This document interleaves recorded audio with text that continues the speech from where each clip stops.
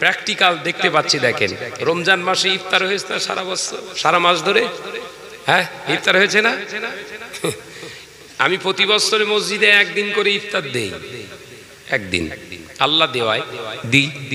তো এবছরে দেব বলে আমি বললাম আমার ক নম্বরে কত রোজায় পড়েছে রে কচি, বলছে সে আর হবে না। দানির এত চাপ।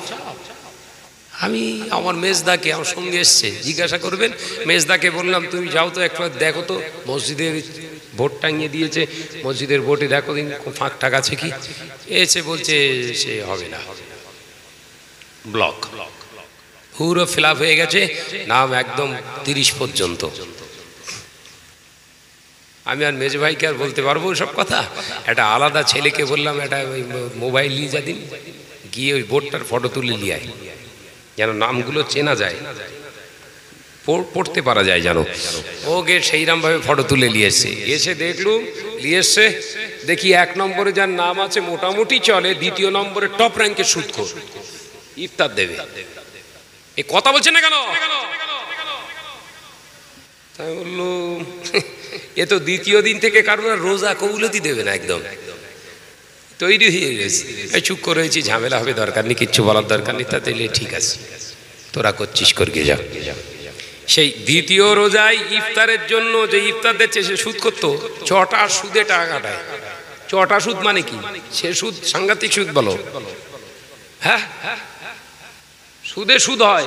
তার মানে কি 50,000 টাকা দিয়েছে আপনার, এই 1 মাস টাইম, 30 দিনের মাথায় এত টাকা এক্সট্রা, 50,000-এ ধরেন 2,000, ওই 50,000-এ 2,000 52,000 হলো। ওই 30 দিনের পরে যদি 1 ঘন্টা লেট হয়, এবার ওটা বাড়বে চচ্চর করে, কত বুঝাচ্ছে না? তখন ঘন্টায় সুদ হবে, এর নাম হচ্ছে 6টা সুদ। সেই মাল দিচ্ছে ইফতার, রোজা হবে না মানে। এইবার সে দেখি যে ইফতার, গল্প করছি রে, বলো মাথায় ঢোকাও। সে বলছে শাহনাজ তরমুজে, বাংলার তরমুজ দেবো না। কেন? বলছে ঠিক মিষ্টি না। তাহলে কোন তরমুজ দিবি? ব্যাঙ্গালোরের তরমুজ দেবো। কাটলি যেন সব লাল বেরোয় একদম। হ্যাঁ, উফ, ব্যাঙ্গালোরের তরমুজ, একটা তরমুজ 8 ভাগ করে, একটা করে ভাগ এক একটা মুসল্লির সামনে। আর তখন প্রায় 36 ডিগ্রি 37 ডিগ্রি তাপমাত্রা চলছে, ভেতরে শুধু টান টান অবস্থা। চাষা আসে, দোয়া চলতেছে তখন, ইমাম সাহেব দোয়া করতেছে, আর সেই ফালি সামনে চাষারাম দুলতেছে, কোন দিক থেকে মারবো, আল্লাহু আমিন আর বলে না। কথা বুঝাচ্ছেন না? শুধু তখন তিনজন দিতে মার কি করে দেই। বাবাজি, এই সারাদিন রোজা রেখে সুদখোরের টাকায় একটা খোরমা খেলে সারাদিনের রোজা কিন্তু খোরমা টেনে লেজ, বলো, বলে দিয়ে গেল। ভাবিয়া করিও কাজ, করিয়া ভাবিও না। মসজিদ কর্তৃপক্ষের দায়িত্ব এটা থাকা উচিত, ইফতার কাদের কাছ থেকে নেওয়া হবে আর কাদের কাছ থেকে নেওয়া হবে না, এটা বেছে রাখার দরকার মসজিদ কর্তৃপক্ষ। এ দায় কাল কিয়ামতের দিনে মসজিদ কর্তৃপক্ষ নিতে হবে। মসজিদ কমিটি হয়েছে, গা ধুলাবে, সব টেনশনে পড়ে নড়ে নড়ে বসতেছে। সব তাকবীর দেন দিন, নারায়ে তাকবীর, হাত জোরে হবে না, কোথায় গা পড়ে দেখতে হবে। তো তাকবীর দেন, নারায়ে তাকবীর, জোরে হয় নারায়ে তাকবীর, দরুদ শরীফ, আল্লাহুম্মা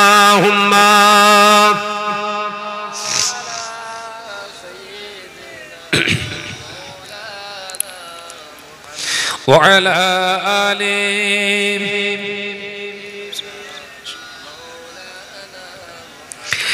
একদিন তোমারি নাম মসজিদে হবে এলান, একদিন তোমারি নাম মসজিদে হবে এলান। তৈরি থেকো, তৈরি রেখো, কবরের মাল সামান। জোরে বলবেন না, জোরে হবে না। একদিন তোমারি নাম মসজিদে হবে না। আল্লাহুম্মা সাল্লি আলা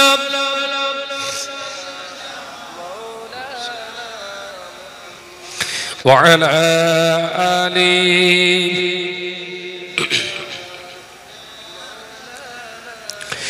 বন্ধু স্বজন আত্মীয় পরিজন পরিয়ে তোমার নতুন কাফন বন্ধু স্বজন আত্মীয় পরিজন পরিয়ে তোমার নতুন কাফন নিয়ে যাবে ওই কবরে থাকবে না কেউ আপন একদিন তোমারই নাম মসজিদে হবে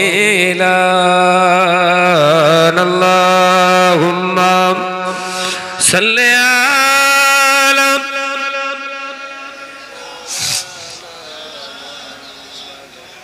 ওয়া আলা আলিহি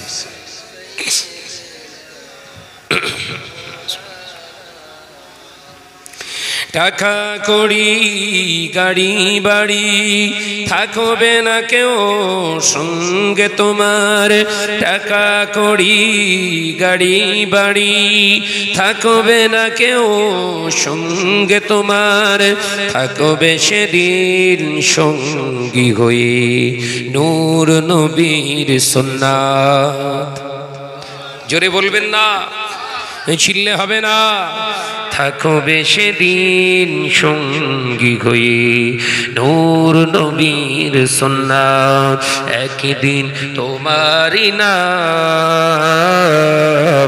মসজিদে হবে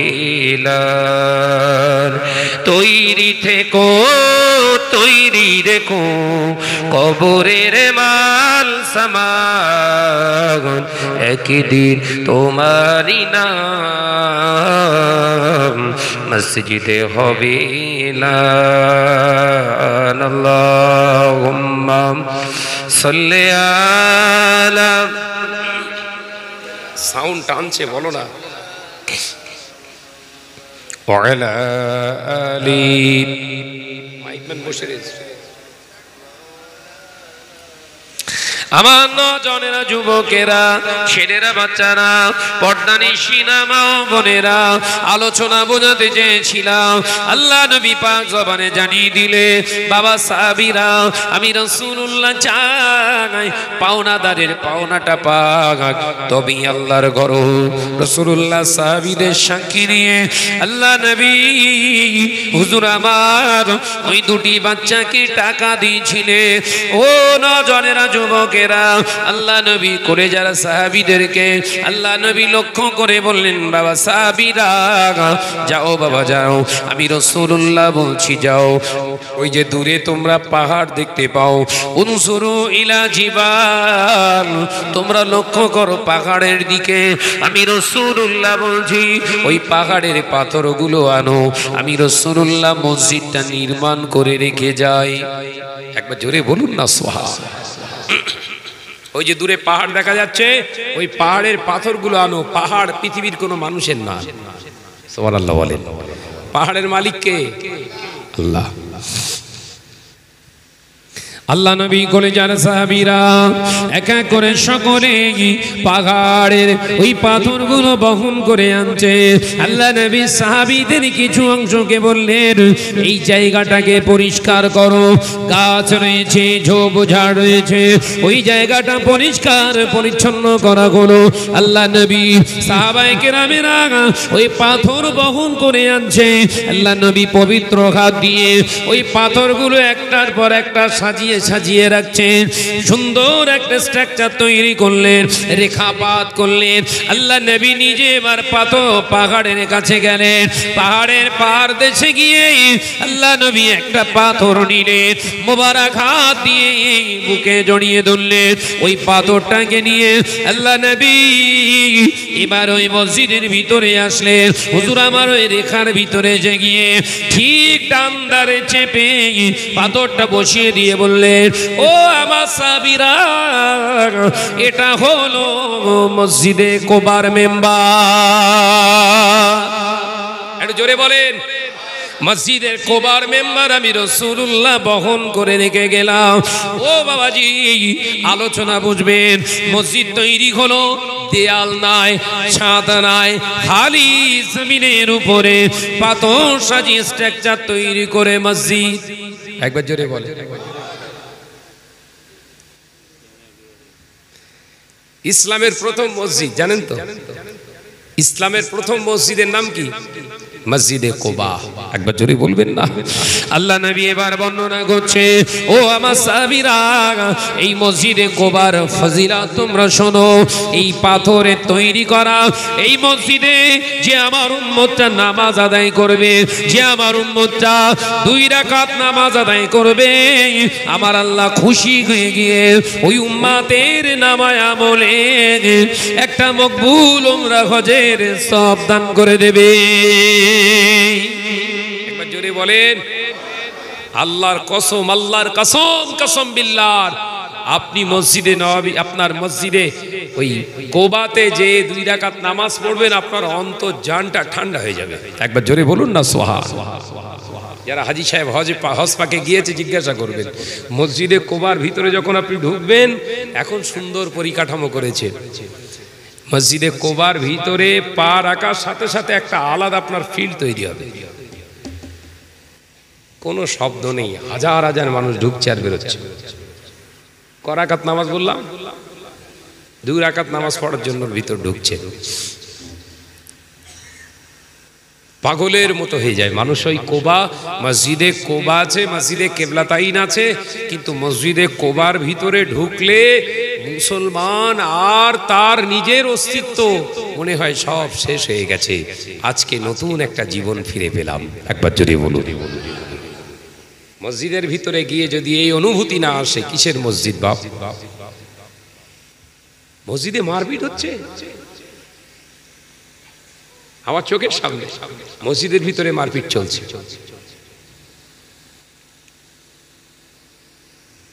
তাই সাবধান হন। খান অল্প, দেবেন অল্প, বেশি বেশি দরকার নেই। অল্প দেন, অল্প খান, অল্প ঘুমান, সেটা যেন সলিড হয়, সেটা যেন সলিড।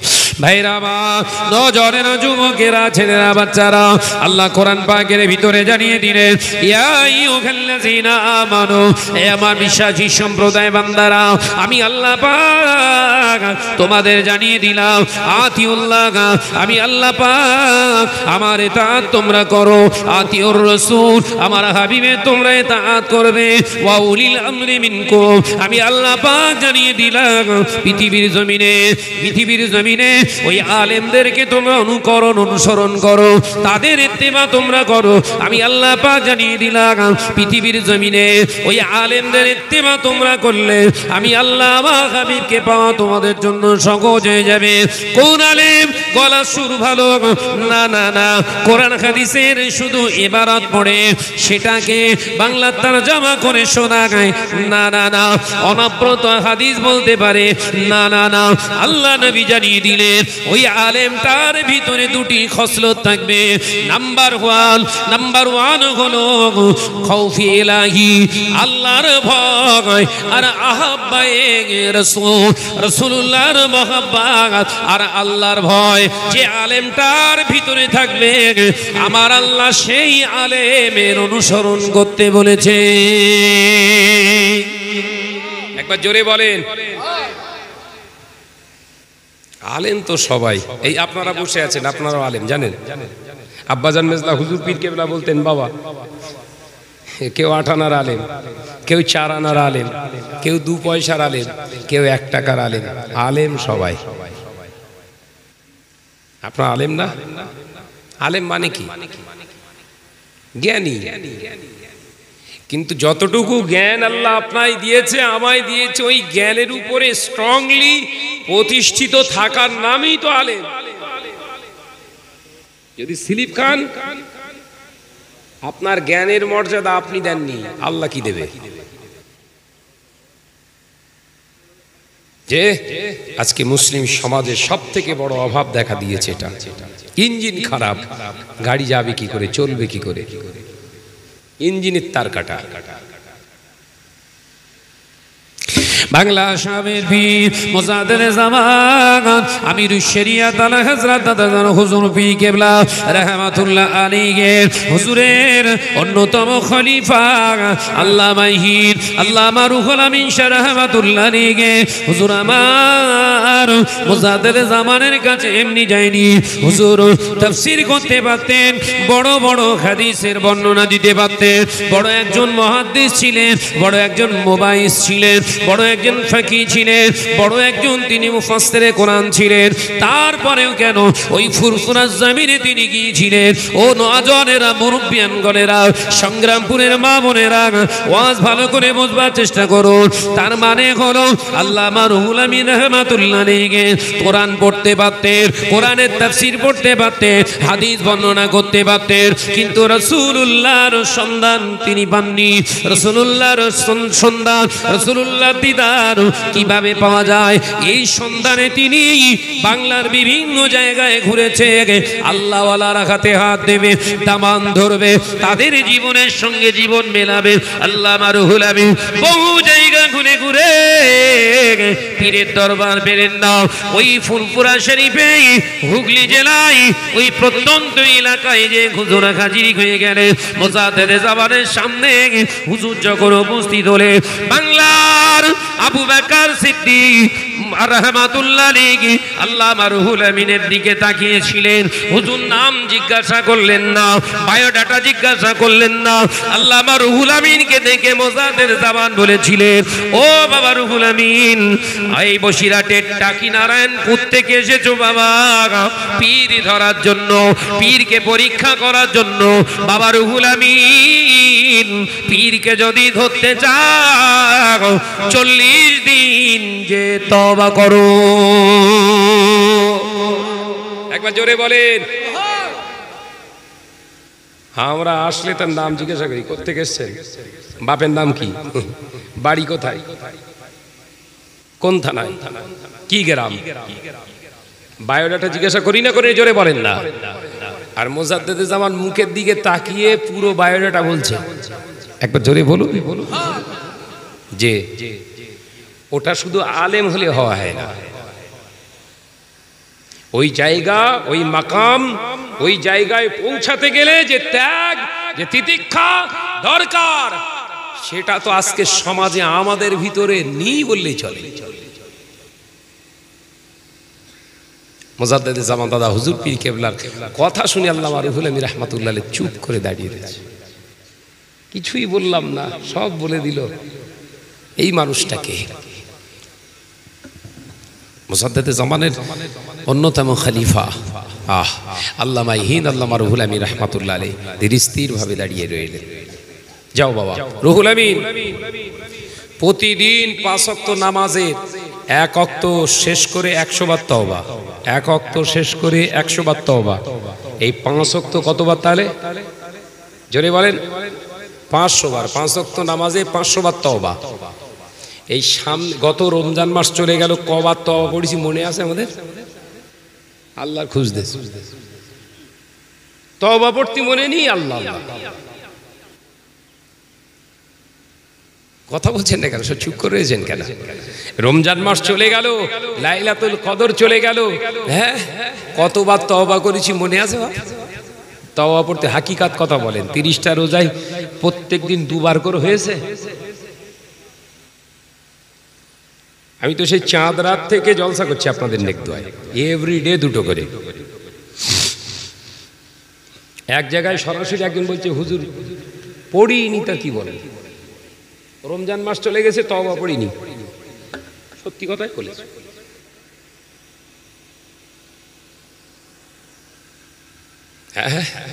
আরে ভাই, তওবাটা আসে কোত্থেকে? তওবাটা কিভাবে আসবে? হালাল জিনিস ভক্ষণ করলে তবে তো অনুশোচনা। কথা বুঝতে পারেনি। হালাল জিনিস খেলে তবেই তো অনুশোচনা আসে। জীবনের গোনার দিকে খেয়াল করে একটু তওবা করি। খাচ্ছি তো কি, হারামের উপরে হারাম, হারামের উপরে হারাম, এত চাপিয়েছি সে তওবা পুরো নিচে পড়ে গেছে, ওর উপরে ওঠে, ওই জন্য মনে নেই। হাকিকাত কথা বলেন। আজকে 24 ঘন্টা যে কাটালেন, সারা দিনে যে কটার ওয়াক্তের নামাজ আদায় করেছেন তববর্তী মনে ছিল? প্রমাণ করছি দেখেন। আমি শাহানা শুধু মুখস্থ বিদ্যে ওয়াজ করি না ভাই, কোরআন হাদিস ইজমা কিয়াস দিয়ে একটু গবেষণা করি, গবেষণার ছাত্র, অ্যানালাইসিস করতে ভালোবাসি, আর এই গবেষণার ভিত্তিতে কিছু কথা টেনে বার করে সমাজকে দেওয়ার চেষ্টা করি। যে আমার নজরের যুবকেরা, ছেলেরা, বাচ্চারা রাসূল পাক সাল্লাল্লাহু আলাইহি ওয়াসাল্লামের পাগল আল্লামা ইহিদ আল্লামা রুহুল আমিন কি জ্ঞানে আল্লাহ কোন দিয়েছিলেন তারা, জানা সিনাতে আল্লাহ 18 থেকে 24,000 হাদিস আল্লাহ দিয়ে দিয়েছিলেন। একবার জোরে বলুন। জোরে হচ্ছে না কেন? একটু আওয়াজ দিয়ে বলেন। শেষ করে দেবো তাহলে ওই নুই চুই চলবে না বাপ, একদম স্ট্রংলি থাকতে হবে। এই একটা ঝেড়ে এলুম তো, এই তো একটা নেওরাতে করে এলুম তো, একদম মুসলমান হার জায়গা में घूमना फिरना तो शेर के जैसा। हम मुसलमान हैं, हर जगह में घूमना फिरना तो शेर के जैसा, मगर मस्जिद में जब दाखिल हो जाए तो हो जाए मुसलमान बिल्ली के जैसा। একবার জোরে বলুন সুবহানাল্লাহ। কথা বুঝতে পেরেছেন না? সব জায়গায় শেরের মতো থাকুন, মাথা উঁচু করে।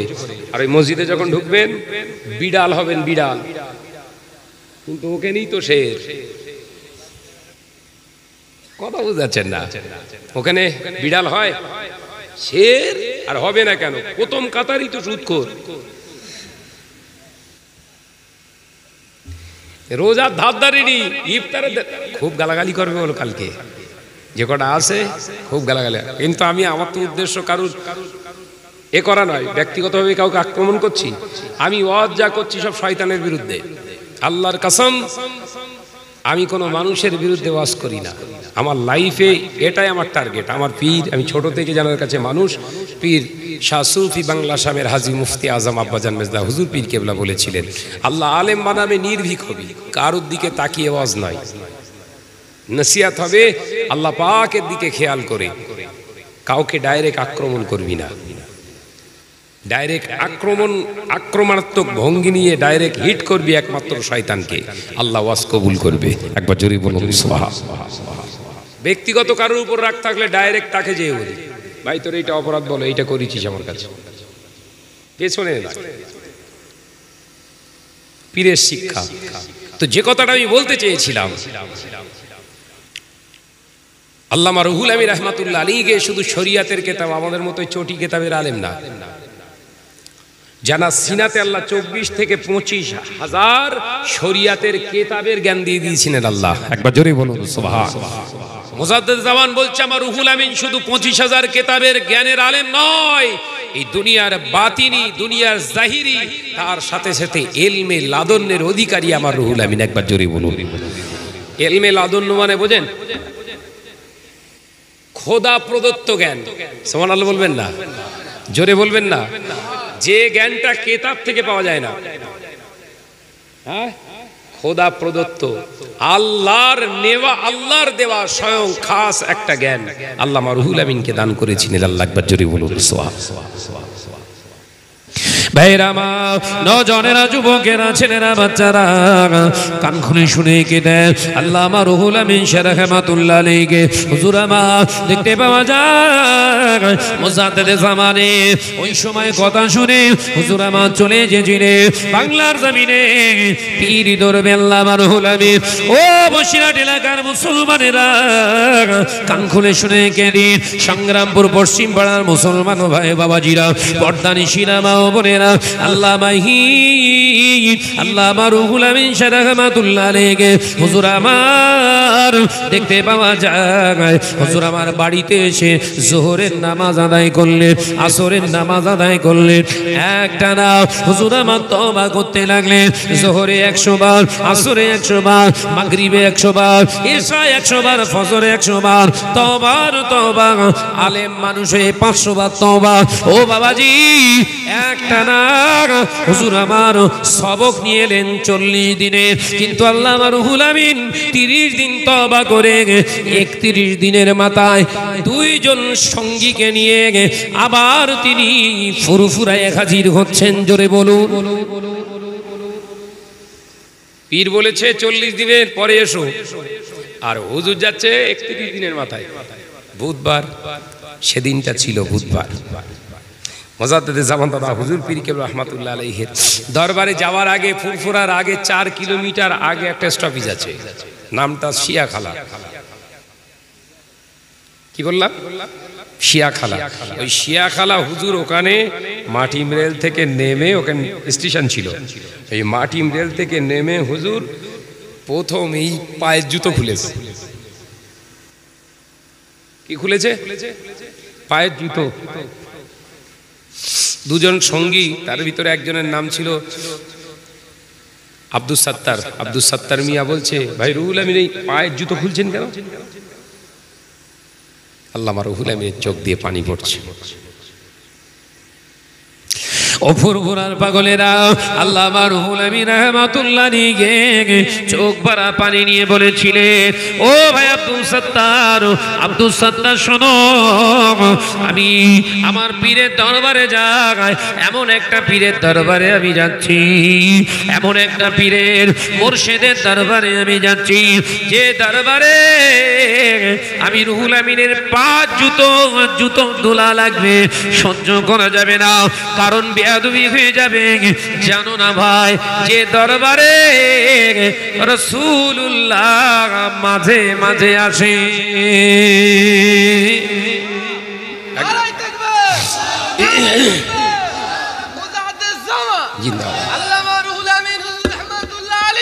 জিন্দাবাদ। যে দরবারেতে রাসূলুল্লাহ মাঝে মাঝে আসে, শুধু তাই নয়, সাহাবায়ে কেরামেরা আসে, এখানে আল্লাহ ওয়ালারা আসে, রুহানি হালাতে এসে মুজাদ্দেদে জামানের সঙ্গে সাক্ষাৎ করে যায়। আমার পীরের দরবারে আমি জুতো পায়ে দিয়ে যাব, আমি রুহুল আমিনের পায়ের জুতোর ধুলা আমার পীরের দরবারে থাকবে, বেয়াদবি হয়ে যাবে। সেই জন্য আমি রুহুল আমিন আমার জুতোটাকে ব্যাগে নিয়ে নিলাম। ফুরফুরা পীর সাহেবের মুরিদ বলে দাবি করছে, আবার তাদের পিছনে বাঁশলে ঘুরতেস, কখন দেবো? হ্যাঁ, কথা বলছেন না কেন? সিলসিলা একনিষ্ঠ খাদেম, একনিষ্ঠ হাতিয়ার, দানা কুরুল বোঝা মুশকিল। একনিষ্ঠ হাতিয়ার, অথচ বংশের ছেলেদের পুরো গোষ্ঠী উদ্ধার করে দিচ্ছে। কি হাতিয়ার? দা কুরুল না শাবল না বাঁশ?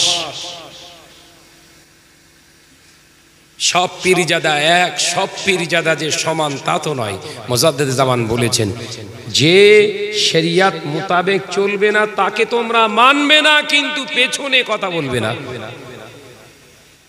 এই কথা বুঝতে পারেননি? কিন্তু আমরা কি করছি? ও তোয়া সিদ্দিক ভালো না, শুধু বাড়ি তৈরি করে, শুধু বাড়ি তৈরি করে।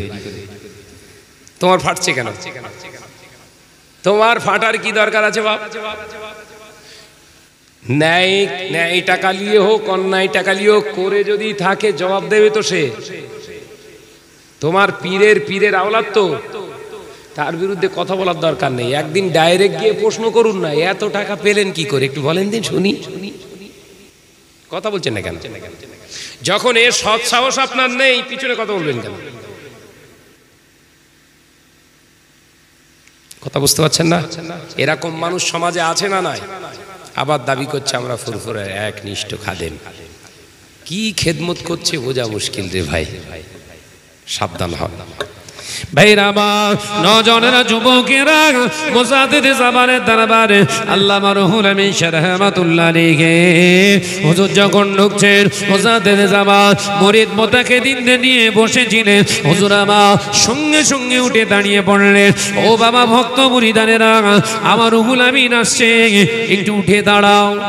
একবার জোরে বলেন, একবার জোরে হবে না? এই 30 দিন আগে কিন্তু রুহুল আমিন সাহেব গেছে, বসেছিল আল্লামা দাদা হুজুর পীর কেবলা বসেছিলেন, আল্লামা হুজুর দাঁড়িয়েছিলেন। তখন রুহুল আমিনের সম্মান ছিল না। আর এই 30 দিন পর 31 দিনের মাথায় গিয়েছে, দূরে রুহুল আমিন, উঠে আগে থাকতে দাঁড়াচ্ছে। একবার জোরে বলে। ওয়াজ বোঝার জিনিস আগে বলেছি। কি বুঝলেন? মুজাদ্দিদ জামান আমির শরিয়াত আলা হযরত দাদাজান হুজুর পীর কেবলা রাহমাতুল্লাহ আলাইহি উঠে দাঁড়ানোর সাথে সাথে আল্লামা রুহুল আমিন দাঁড়িয়ে কাঁদতে শুরু করলেন।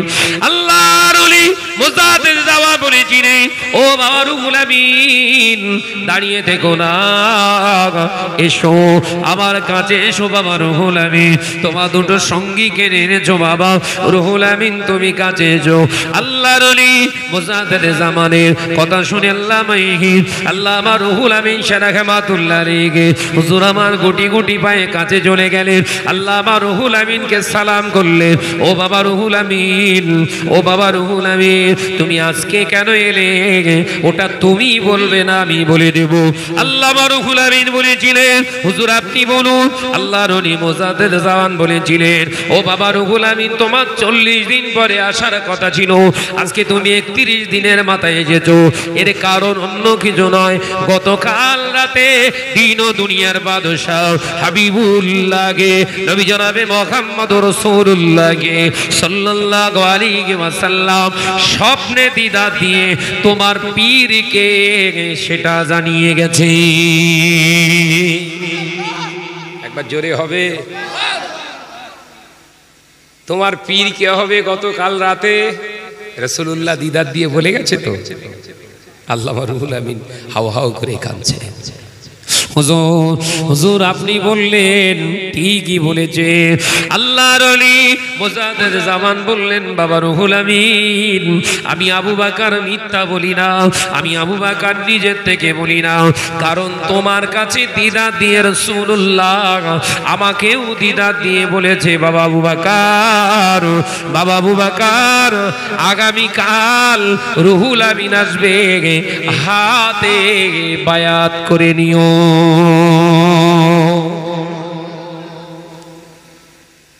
এই যে জায়গার মানুষগুলো, এই যে নীতি আদর্শগুলো আস্তে আস্তে সব দাফন হয়ে যাচ্ছে। বলো, খেয়াল করেছেন? আস্তে আস্তে যেন অবলুপ্ত হয়ে যাবার খাপ। এই যে টেন্ডেন্সি, মনোভাব, পীর মুর্শিদের প্রতি যে আদব, সেটা আস্তে আস্তে যেন দাফন হয়ে যাবার খাপ হয়ে গেছে। ফিরে আসুন। আমি আলোচনায় সূচনায় বলেছিলাম, আতিউল্লাহ, একটি আয়াতের উপরে আওয়াজ করছি, বলো। আল্লাহ বলেছে, আমার ইতাআত করো, আমার হুকুমকে তোরা মেনে নে, আমার হাবিবের ইতাআত তোরা কর।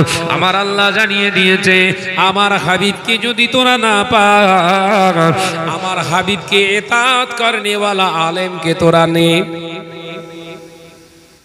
ব্যাখ্যা করছিলাম না?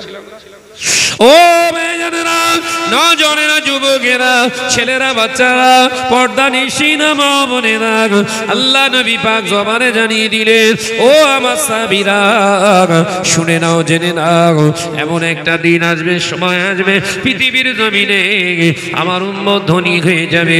উম্মত যখন ধনী হয়ে যাবে, উম্মত যখন ধনী হয়ে যাবে, উম্মত ইসলাম থেকে বিচ্যুত হয়ে গিয়ে ইসলামকে গরিব করে ফেলবে। ওই সময় আমার আল্লাহ জালেম সরকার নিযুক্ত করে দেবে। মুসলমান যখন ধনী আর ইসলাম যখন গরিব, ওই জালেমবাজ মুসলমানগুলোকে পিটিয়ে শায়েস্তা করার জন্য আমার আল্লাহ জালেম সরকার নিযুক্ত করে দেবে। ও আমার সংগ্রামপুর পশ্চিম পাড়ার নজনেরা, মুরব্বিয়ানগণেরা, যদি দিদি খারাপ হয়, মুদি খারাপ হয়, আমরা কিন্তু ভালো না।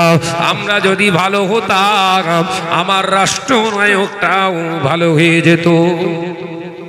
কথা বুঝতে পারছেন তো নাকি? পরের দোষ দেওয়ার আগে আয়নায় নিজের চেহারা দেখবেন।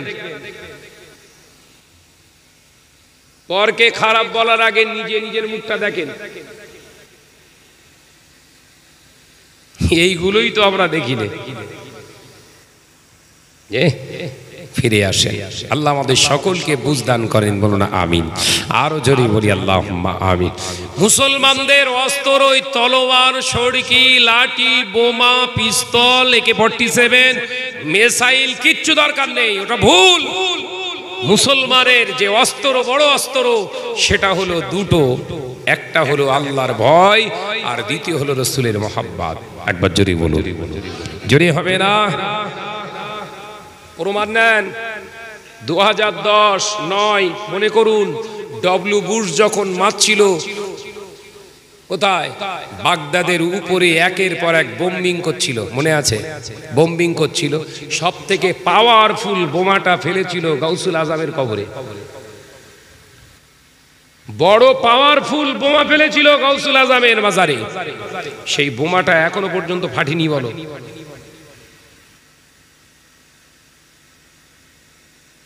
সেই বোমাটা এখনো সেইভাবে আছে।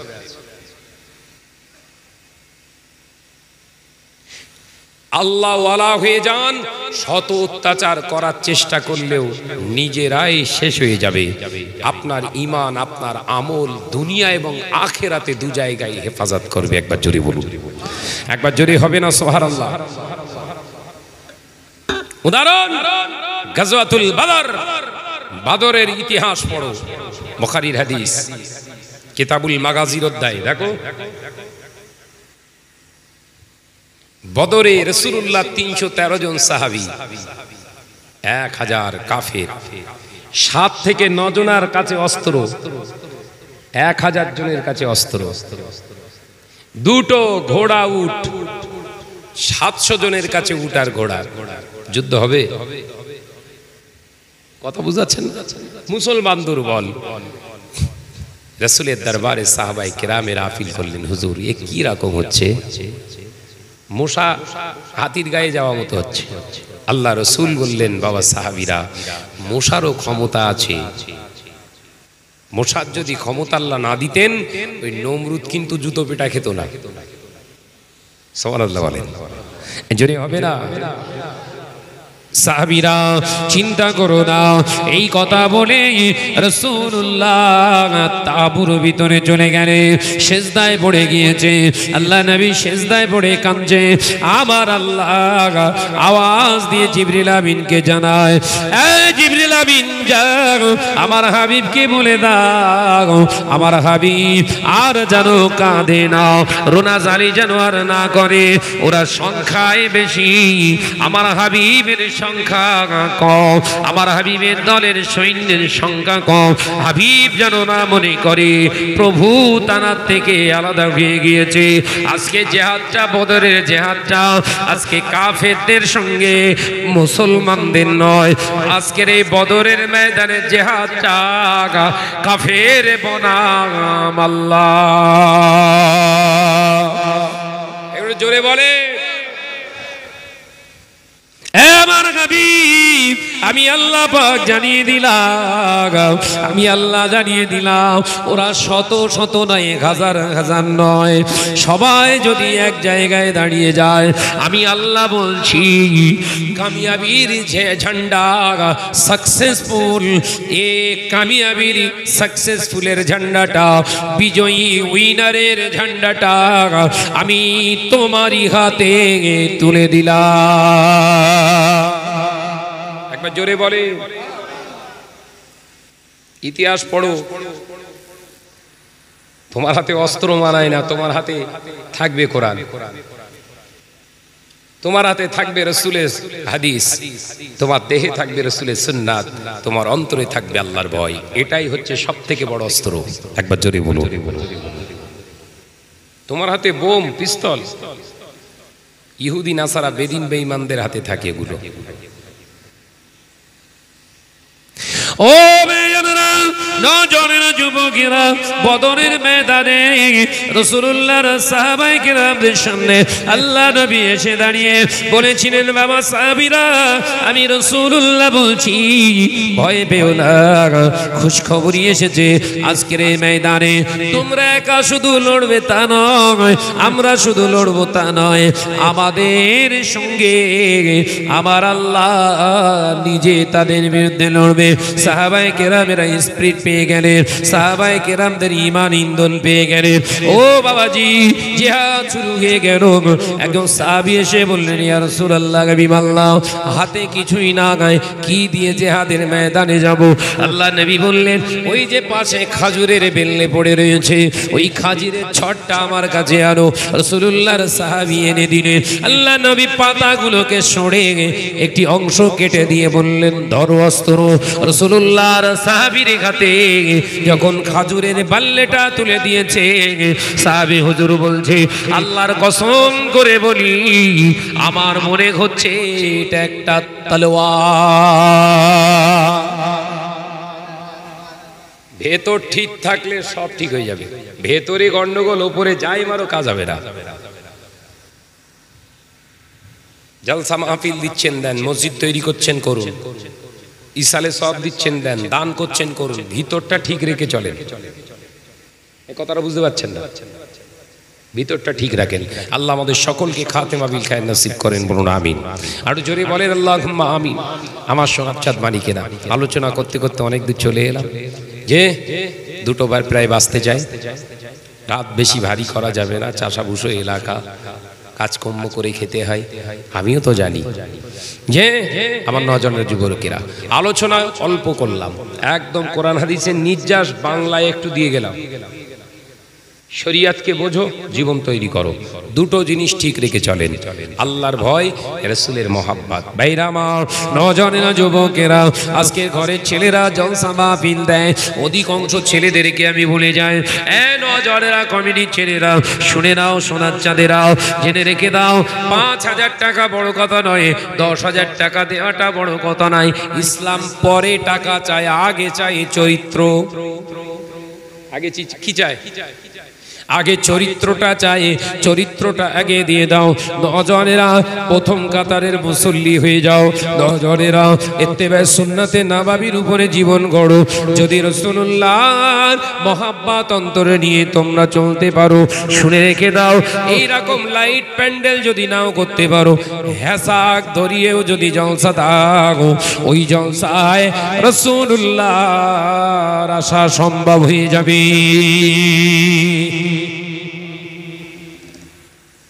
জলসা মাহফিল দাও, আদর্শ জীবন নীতি রাসূলুল্লাহ নিয়ে নাও, নিয়ে এবার জলসা দাও। মুজাদ্দিদ আমার ওয়াজ নসিহত বলবো, একটুখানি বলবো না শেষ করে দেবো? রাজি আছেন সব? তাকবীর দেন, নারায়ে তাকবীর, জোরে বলেন নারায়ে তাকবীর। মুজাদ্দিদ জামান জলসা দিচ্ছে, ইসালে সওয়াব দিচ্ছে 21, 22, 23 ফাল্গুন, 250 গ্রাম, 250-এর বাতাসা তাওয়াররুক। আমাদের তো সবাই কি কি কি করে যেন তাহেরি, আরে বাপরে, তাহারি করেছে, হ্যাঁ মাদানি করবে, এরপরে হ্যাঁ হ্যাঁ বিরিয়ানি, বুঝতে পেরেছেন তো? হ্যাঁ দেরাদুন চালে বিরিয়ানি, কালকে জলসায় গিয়েছি, বিরিয়ানি একদম পার্সেল করতে যাওয়ার, বুঝতে পেরেছেন তো? বিরিয়ানি ছাড়া কোনো জলসা হবে না। হ্যাঁ, আমি একটানা 4.5 বছর ফুরফুরা মাদানিয়া মসজিদ, জানেন তো কোনটা? ফুরফুরা মাদানিয়া মসজিদ কোনটা? একদম দরবার শরীফের সামনে যেটা মাটির মসজিদ, ওটা হচ্ছে মসজিদে মাদানিয়া। 4.5 বছর ওখানে আমি মজ্জিনি করেছি। আব্বাজান মেজলা হুজুর তখন হায়াতে, হুজুর কেবলার পছন্দের মজ্জিন আমি, ফজকে। যে আমার নজনের যুবকেরা, তখন ওই এলাকায় দরবার সহ মহলের ভিতরে পীর সাহেবদের হুজুরদের ভিতরে যত মিলাদ হতো ঘরোয়া, সব আমি পড়তাম, বলো, সব আমার দিয়ে করাবে। এবং খাস করে পীর আল্লামা শাহ সুফি সাইফুদ্দিন সিদ্দিকী রাহমাতুল্লাহ আলাইহি, বড় ভাইজান হুজুর কেবলা এবং নুরুদ্দিন পিস্তায় হুজুর কেবলা রাহমাতুল্লাহ আলাইহি, হুজুরগণ এত মহাব্বত করতেন। এই মহলের ভিতরে শাহনাজের যাতায়াতের পুরো ফুল পারমিট দিয়ে দিয়েছিলেন।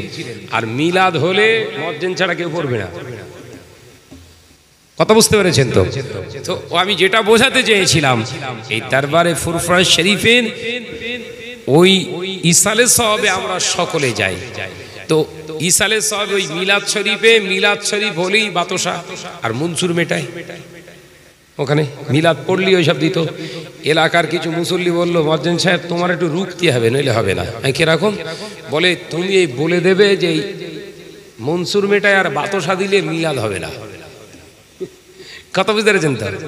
তাহলে কি হবে? মোরব্বা। দে মোরব্বা, সবাই মোরব্বার এবার মিলাদ দেওয়া শুরু করে। আবার বেশ কিছুদিন চললো, আবার ওরা বুঝতে পেরেছেন তো স্ট্রাইক করবে, এরকম একটা ব্যাপার। ধর্মঘাট, ও মোরব্বার মিলাদ ওরা হবে না, কি হবে এবার আনতে হবে দানাদার, কথা হচ্ছে না এইরকম। লাস্টে খোরমা এসে দাঁড়ালো, খোরমা ছাড়া আর কোনো কিছু দেয়া হবে না, কথা বুঝতে পেরেছেন তো। এখন মিলাদ শরীফ ইসালে সব হলি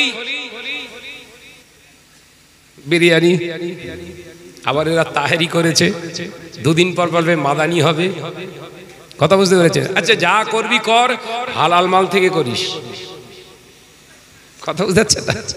তাবারুক করছে যে কাঁসা মেরে নেট, কথা বলছি না কেন, মুখে বিড়ি, তাবারুক খেলে নাকি রোগ সারে। হ্যাঁ ভাই, বিড়ির ছাই যদি ওতে পড়ে আর মশলা হয়ে যায়, রোগ সারবে না বাড়বে?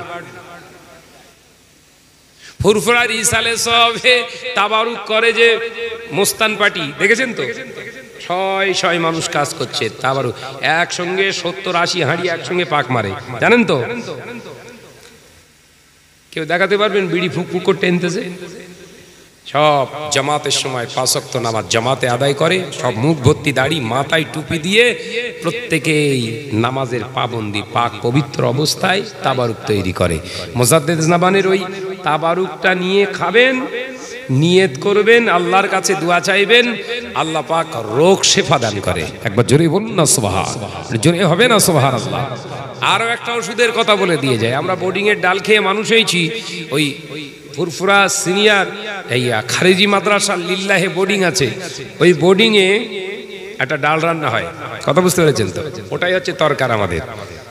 ডালের পরিচয় দিয়ে যায়, হ্যাঁ ডাল মানে কি, ওই এক্ষুনি যেটা খেলাম ও না, 700 গ্রাম ডাল 700 ছেলে খাবে। সবাই আর বলবে মিথ্যে কথা বলতেছে, বোধহয় মিথ্যে কথা হচ্ছে না। 700 গ্রাম ডাল কত ছেলে খাবে? 700 ছেলে খাবে, একদম ট্যাপের পানি ফ্রি আর হলুদ ফ্রি, তার সঙ্গে 3 কেজি আলু ফ্রি আর 700 গ্রাম ডাল। শুকনো লঙ্কা বোধহয় 250-300 দেয়, ওই ভেজে তেলের উপর দিয়ে ছড়িয়ে দিল, মার এবার ছোটা, কথা বুঝতে পেরেছেন তো? ওই খেয়ে সব আল্লাহ পাকের খাস রহমত। এখন গোশত পেছনে ছুটতেছ, বলো, কথা বুঝাচ্ছেন না? মুজাদ্দেদে জামান বলেছিলেন, আমার এই লিল্লাহি বোর্ডিং এর ডালকে সবর করে যারা আলেমে হবে, আল্লাহ আমি আবু বকর দোয়া চাই পৃথিবীর জমিনে তাদের যতদিন হায়াতে রাখবে কোনোদিন খাবার কষ্ট দিও না। মুজাদ্দেদে জামানের দোয়া আতায় আল্লাহ এত সুন্দরভাবে কবুল করেছে, যত ওখান থেকে আলেম ফারেক হয়ে ফাজিল টাইটেল পাশ করে পাগড়ি নিয়ে বের হয়, কারুর ভাতের অভাব দেয় না। তো ওই ডাল খেয়ে আমার দেখা ডাক্তারে ফিরিয়ে দিয়েছে, এখনো বেচারা আছে পুরুলিয়ায় ঘর, মাস্টার মশাই বলে আমরা ডাকি, এখনো সে ফুরফুরা ছেড়ে আর যায়নি। তো হুজুর কেবলা তখন বাকিবিল্লাহ সিদ্দিকী রহমাতুল্লাহ আলাইহি বেঁচে আছে, হুজুর পীর কেবলা বড় সাহেবজাদা, হুজুর কেবলা তখন হায়াতে আছে। হুজুরের কাছে এসে পুরুলিয়ার ওই মাস্টার মশাই, স্কুল মাস্টার, বললেন হুজুর আমি বোধহয় আর বাঁচবো না, আমার সেই একটা রোগ হয়েছে, সেই কি বলে ওটা, রক্ত পানি হয়ে যায়, রক্ত আপনার রক্ত দিতে হয়, থ্যালাসেমিয়া, ইয়েস থ্যালাসেমিয়া রোগ, তো বোধহয় আমি আর বাঁচবো না হুজুর, আপনার জন্য বাঁচবে কিনা ঠিক করবে আল্লাহ। বাকিবিল্লাহ হুজুর খুব রাগী মানুষ ছিলেন, জালালি মেজাজের মানুষ, যে যাত্রার সঙ্গে মুসাফা করতেন না। আপনি হাত দেবেন তো হুজুর হাত বের করবে না, বেনামাজি দেখলেই হুজুর চিনতে পারতেন, হাতে মুসাফা করতেন না। একবার জোরে বলুন না সুবহান। কত বড় আল্লাহর ওলি ছিলেন জানেন? বেনামাজি আপনি দাঁড়াবেন, আসসালামু আলাইকুম দেবেন তো ঠোঁটটা ওয়ালাইকুম সালাম তাও বলবে না, হাত দেওয়া তো দূরের কথা। তো হুজুর কেবলার কাছে ওই মাস্টারমশাই এসে বললেন হুজুর আমার এই অবস্থা, আমি বোধহয় আর বাঁচবো না। বাঁচবে কিনা তুমি ঠিক করবে? ঠিক করবে আমার আল্লাহ। একবার জোরে বলুন না সুবহানাল্লাহ। মুমিনের ঈমান দেখেন। যা ওই ছেলেরা ডাল নিয়ে যাচ্ছে, ডাল ডাল ডাল ডাল, এই এদিকে আয়, মাদ্রাসার ছেলেদের ডাকছে, এদিকে আয়। ভয়ে কোন মাদ্রাসার ছেলে সামনে যেত না, হুজুর এত গাম্ভীর্যের সঙ্গে থাকতেন। ছেলেরা এসছে, ওর ভিতরে আমিও রয়েছি। এই তুমি শোনো, তুমি মজ্জেন না আমাদের? জি, এদিকে আসো, ওই ডাল দাও। হুজুর ডাল কি করব দেখবে, দাও। টিফিন ক্যারিটা নিয়ে বলছে এই চুমুট দে। মাস্টারকে বলছে ওই যে চুমুট মার। কথা বুঝেছেন তো? ওষুধ ওষুধ বুঝেছেন না? চুমুট মারো। এক টানা এই ডাল 1 বছর খাবি। কতদিন? 1 বছর। মানুষটা এখনো ফুরফুরা শরীফে আছে। 1 বছর খাবি, ফুরফুরা শরীফে থাক, আল্লাহ শরীর সুস্থ করে দিলে তবে ঘরে যাবি। সেই মাস্টার মশাই 1 বছর কন্টিনিউ ডাল খেলো, আল্লাহ ওই রোগ থেকে আল্লাহ তাকে শেফা দান করলো। একবার জোরে বলুন সুবহানাল্লাহ। এটা জোরে হবে না সুবহানাল্লাহ? সে বেচারা আর ফুরফুরা ছেড়ে গেলই না। এখনো গেলে দেখাতে পারবো আপনাদের। কথা বুঝতে পারছেন ভাইরা আমার? নজনেরা আলোচনা সেটা বোঝাতে চাইনি, আমি আপনাদের বোঝাতে চেয়েছিলাম কোন জায়গা থেকে আল্লাহ নবীর পাগল, আল্লাহর নবীর পাগল যারা ছিলেন, আল্লাহ রসুলের যারা মহাব্বতের মানুষ ছিলেন, এই জায়গা বোঝাতে বোঝাতে আমি আপনাদের বোঝাচ্ছিলাম একটি কথা। কোন জায়গা বলেন? সব হয়ে গেছে, হজম হয়ে গেছে। কোন জায়গা বোঝাতে চেয়েছিলাম?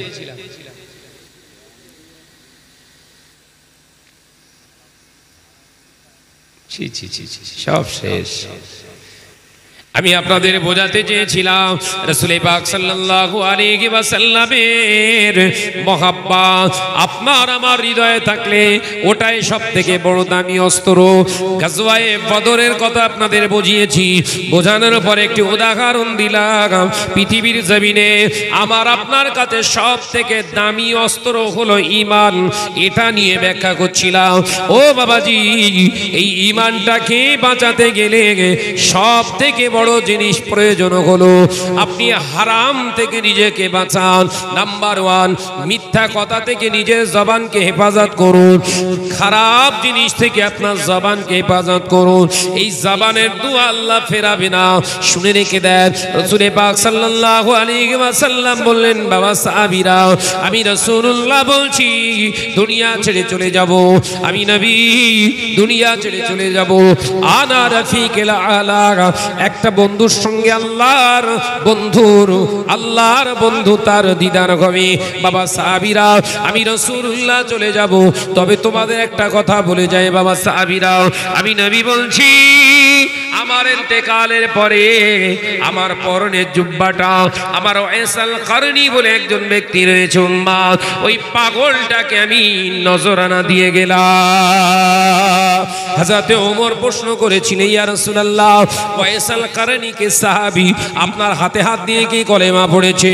না না না, আমার সাহাবী নয় বাবা সাহাবারা, রাসূলুল্লাহর সাহাবী। ওমর প্রশ্ন করলেন, তাহলে আমরা আপনার জুব্বা পেলাম না, কি এমন আমল করেছে আপনার গায়ে জুব্বা? সেই ওয়াইসাল কারনী ইয়ামিনের মানুষ, তিনি পেয়ে যাবে।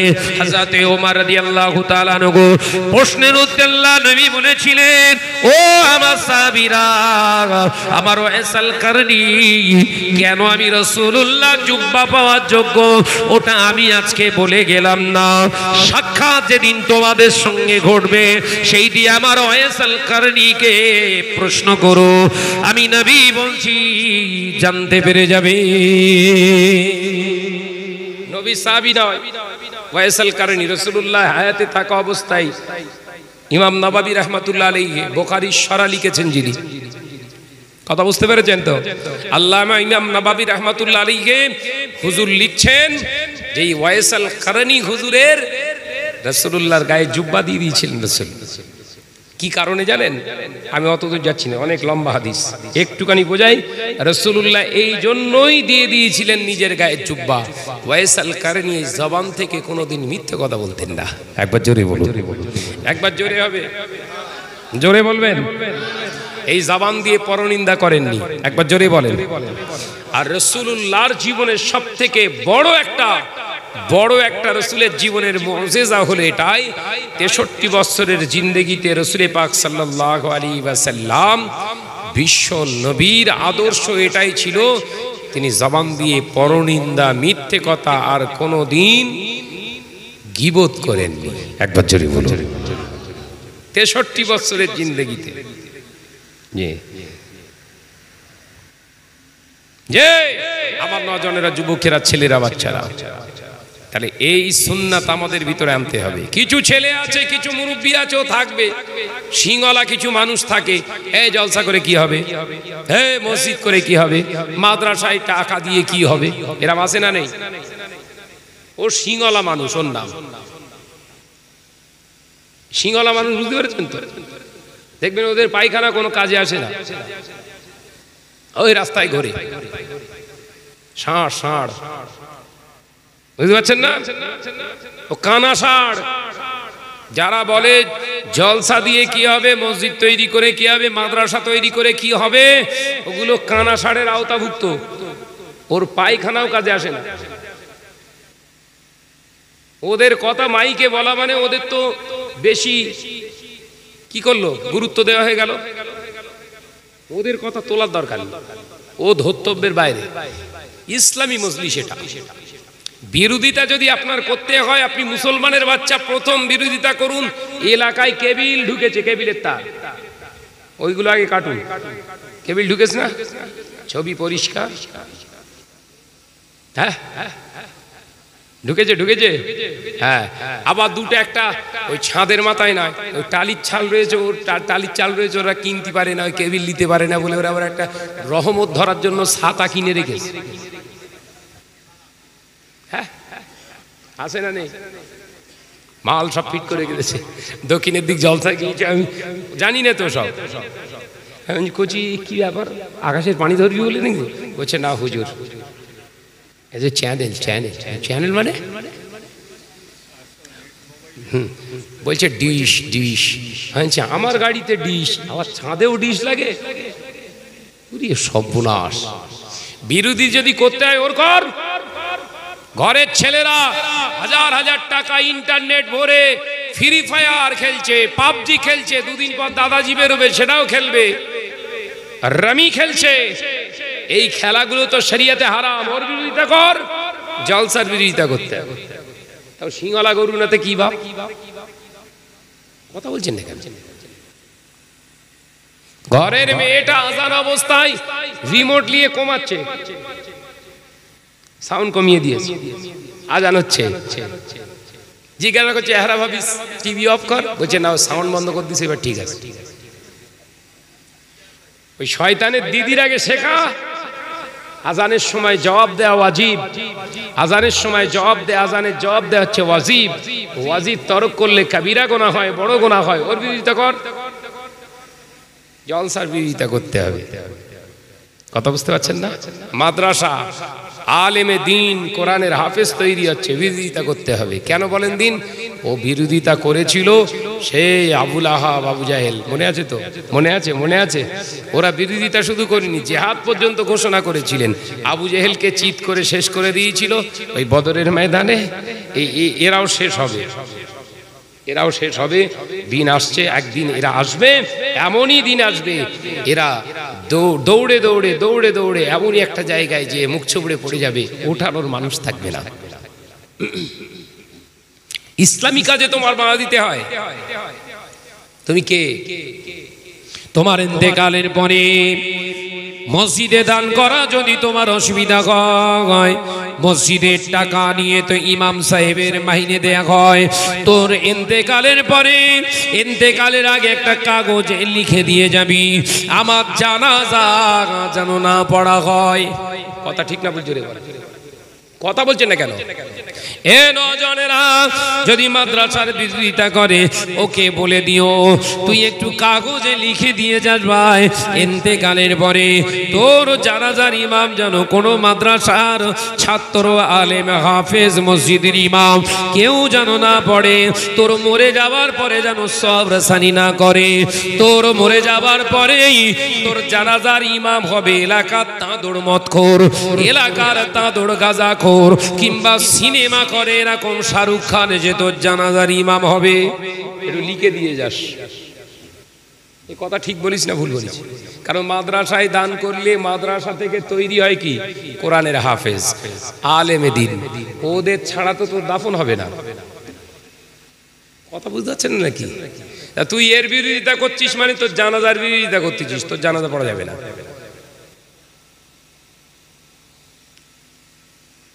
আর বলবো, বলার দরকার নেই, ওই পর্যন্ত থাক। আমি বললি কিচ্ছু রাখবো না বলে একদম। হ্যাঁ ওরে সর্বনাশে সর্বনাশ করিস নি। প্রতিদিন আমার জলসা শোনার মানে করাম করিস নি বাপ। হ্যাঁ এরম করিস নি বাপ। কারণ বলছি এই তোমাদের একদিন, আমার তো প্রত্যেক দিন, কথা বুঝাচ্ছ? আবার তোমাদের একদিন আর আমার প্রত্যেক দিনে দুটো করে, বুঝতে পেরেছেন তো? এই সর্বনাশ করে এ পেঁয়াজ আবার আলাদা পেঁয়াজ নিয়ে ঠিক থাকলে, অন্তর ঠিক থাকলে আল্লাহ আবার পাইয়ে দেয়। কথা ঠিক না ভুল জোরে বলে যে আল্লাহ পাক আমাদের সকলকে কবুল। যতটুকু দিলাম সলিড না ভেজাল, দরকার ছিল না ছিল নি, ওই সলিডটুকু নিয়ে জীবন কাটান। আল্লাহ আমাদের সকলকে কবুল করেন, বলুন আমিন। আরো জোরে বলি আল্লাহুম্মা আমিন। আসুন সকলে মিলে দাঁড়িয়ে নবীর উপরে একটু সালাতু সালাম জানাই। ইয়া নবী সালাম আলাইকা,